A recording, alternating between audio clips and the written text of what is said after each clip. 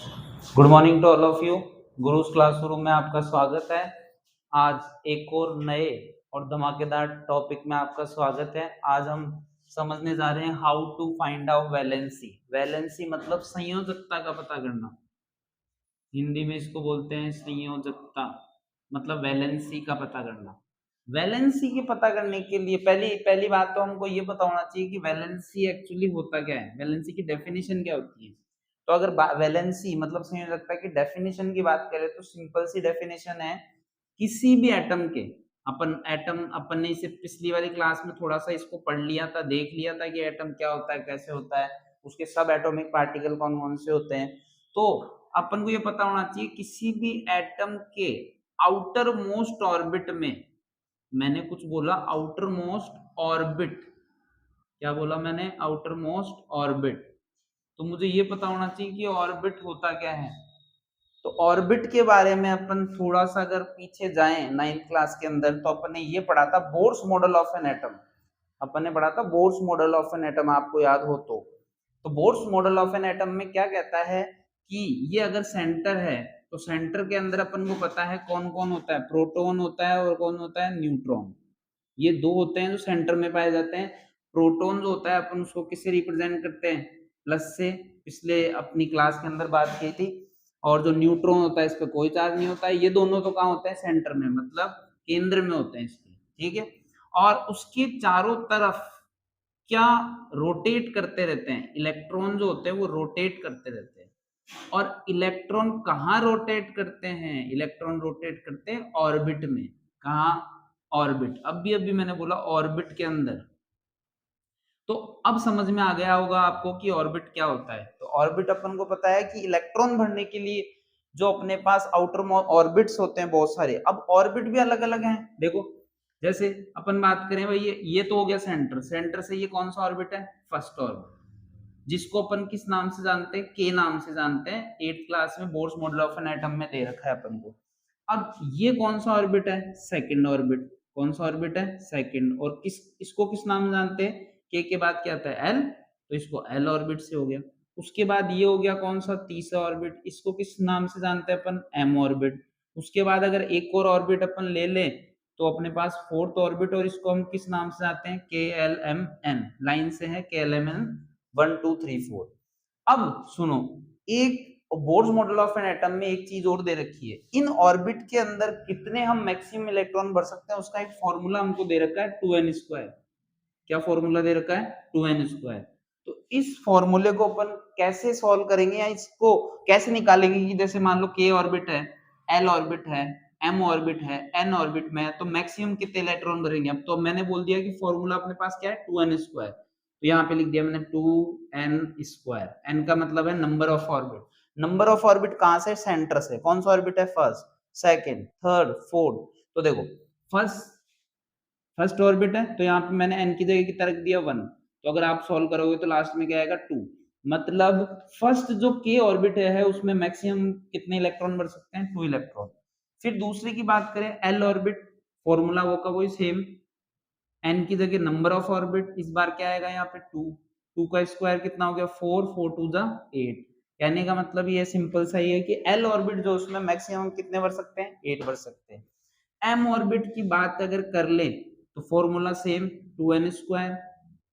तो यहाँ पे 2, इस बार एन की जगह देखो, एम जो है वो कौन सा ऑर्बिट है, थर्ड ऑर्बिट है। तो यहाँ मैं क्या कर दूंगा, 3 का स्क्वायर। तो ये 3 का स्क्वायर क्या हो जाएगा, 9। 9 इंटू 2 कितना हो जाएगा, 18। तो अपन थर्ड ऑर्बिट में कितने भर सकते हैं, मैक्सिमम 18। अब लास्ट ऑर्बिट, फोर्थ ऑर्बिट की अपन बात करें तो फॉर्मूला क्या है, 2n²। देखो 2 इंटू एन, एन की जगह क्या रख देंगे, 4 का स्क्वायर। तो 4 का स्क्वायर कितना हो जाएगा, 16। 16 2 जा 32। इसमें मैक्सिमम कितने भर सकते हैं, 32।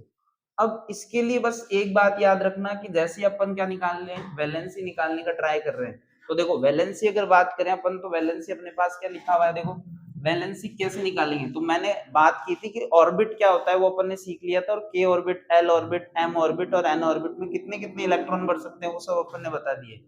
अब मेरे को ये देखना है कि अपन अगर इसके डेफिनेशन की बात करें कि वैलेंसी की डेफिनेशन होती क्या है, तो मैंने क्या बोला था, कि आउटर मोस्ट, किसी भी एटम के आउटर मोस्ट ऑर्बिट में, आउटर मोस्ट का मतलब होता है सबसे लास्ट वाला, मतलब सबसे बाहर वाला ऑर्बिट, तो उस आउटर मोस्ट ऑर्बिट में ऑक्टेव कंप्लीट करने के लिए अब एक नाम निकल के आया, ऑक्टेव। क्या निकल के आया? ऑक्टेव निकल के आया। अब कोई सोचेंगे ये सर ऑक्टेव नई चीज क्या आ गई, तो देखो अभी वैसे जो एनसीईआरटी किताबें दे रखी है उसमें इसको हटा दिया गया है, लेकिन जो पहले की एनसीईआरटी चलती थी उसमें ये दे रखा था ऑक्टेव, ऑक्टेव लॉ है। तो ये लॉ क्या कहता है कि किसी भी आउटर मोस्ट ऑर्बिट में इसकी वैलेंसी कंप्लीट करने के लिए या इसको फ्री करने के लिए हम मैक्सिमम कितने इलेक्ट्रॉन भर सकते हैं लास्ट वाले ऑर्बिट में, या तो 0 कर दो या कितना कर दो 8, तो इसको बोलते हैं ऑक्टेव। तो अपन वापस अगर निकल के आए कि वैलेंसी की डेफिनेशन क्या है, तो अपन सिंपल सी बात ये कर सकते हैं, किसी भी एटम के आउटर मोस्ट ऑर्बिट में ऑक्टेव कंप्लीट करने के लिए जितने इलेक्ट्रॉन दिए जाते हैं, जितने इलेक्ट्रॉन लिए जाते हैं, वो उसकी क्या कहलाती है? वैलेंसी। अब इसको एक बहुत सिंपल से और छोटे से मैं एग्जाम्पल से अपन समझाने की कोशिश करूंगा, क्योंकि देखो अभी तक अपन ने डेफिनेशन बोली तो उसमें अपन को इतना समझ में नहीं आएगा, लेकिन जब अपन इसका एक एग्जाम्पल देखेंगे तो बहुत शानदार समझ में आएगा। तो देखो मैं यहाँ पे एक एग्जाम्पल लेता हूँ Mg मतलब मैग्नीशियम, ठीक है। अब अगर इसके एग्जाम्पल की बात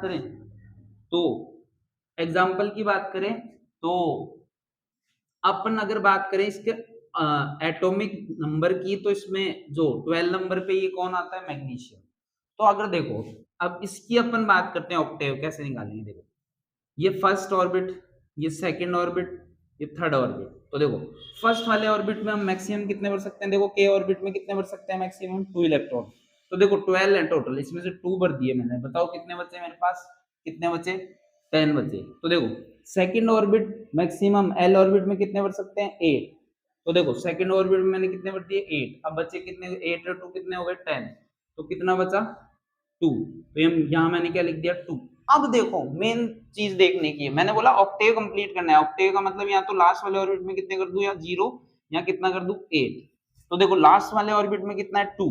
अब एक बात सिंपल सी आप खुद सोचो कि अगर मेरे पास क्या करना इजी है, इसको 0 करना इजी है, 8 करना इजी है? मतलब पास में कौन है? जैसे 2 है, 2 के पास में कौन है? 2।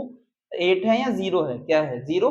तो 0 करने के लिए मैं क्या कर सकता हूँ इसको? अब एक बात बताओ, इसके पास 2 है, एक 8 तो कर नहीं सकते अपन, इसको क्या करेंगे? 0 करेंगे। 0 करने के लिए क्या करेगा? 2 इलेक्ट्रॉन किसी को दे देगा, 2 इलेक्ट्रॉन किसी को दे दिया। इसलिए मैग्नीशियम की जो अपने पास वैलेंसी होती है वो कितनी होती है? 2। कितनी होती है? 2, क्योंकि इसने 2 इलेक्ट्रॉन दिए हैं। अपन ने देखो डेफिनेशन जब बात की थी वैलेंसी की, तो उसने क्या बोला था? आउटर मोस्ट ऑर्बिट में ऑक्टेव कंप्लीट करने के लिए जितने इलेक्ट्रॉन दिए जाते हैं, जितने इलेक्ट्रॉन लिए जाते हैं, मतलब कोई दे रहा है या ले रहा है उससे फर्क नहीं पड़ रहा, कितने ले रहे हैं कितने दे रहे हैं उससे फर्क पड़ रहा है। अपन ने यहाँ पे 2 इलेक्ट्रॉन दे दिए तो इसकी वैलेंसी कितनी हो गई? 2। ये सबसे इजी एग्जांपल। एक छोटा सा एग्जांपल और ले लेते हैं। ये तो अपने किसका था? पॉजिटिव का। एक नेगेटिव का अगर एग्जांपल की बात करें तो अपने पास कौन सा है? Cl मतलब क्लोरीन। ये कितने नंबर पे आता है? देखो 17 नंबर पे।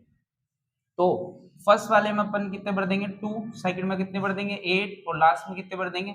7। अब एक बात बताओ, 0 करें या 8 करें? देखो 7 से किसके पास जाना इजी है? इसके पास जाना इजी है, तो अपन क्या कर ले? एक इलेक्ट्रॉन ले ले। यहाँ पे एक इलेक्ट्रॉन क्या किया? लिया है। तो इसकी वैलेंसी जो है वो कितनी हो गई? 1। ये अपने पास वैलेंसी निकालने का एक सीधा और सिंपल फॉर्मूला है। ये जितने भी जो सिंगल वाले हैं इसके अंदर अपन क्या कर सकते हैं? इनको आराम से निकाल सकते हैं। लेकिन अगर मान लो 2 वाले आ जाएं तो कैसे निकालोगे? देखो अगर नाइट्रोजन और फास्फोरस ग्रुप आ जाए तो उसकी जो वैलेंसी होती है वो डायरेक्ट कितनी होती है? 3। ऐसे याद रखो आप।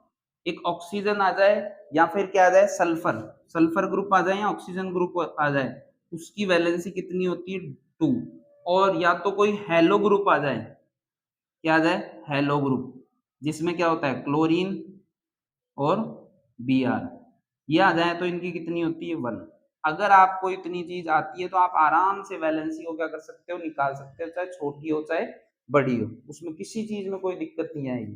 फिर भी अगर इस टॉपिक में अगर किसी को कोई दिक्कत है तो आप कमेंट करके बताएं। नेक्स्ट जो क्लास होगी उसमें अपन इस टॉपिक में से जो भी प्रॉब्लम है उसको क्या कर सकते हैं? सॉल्व कर लेंगे। ठीक है, थैंक यू, धन्यवाद।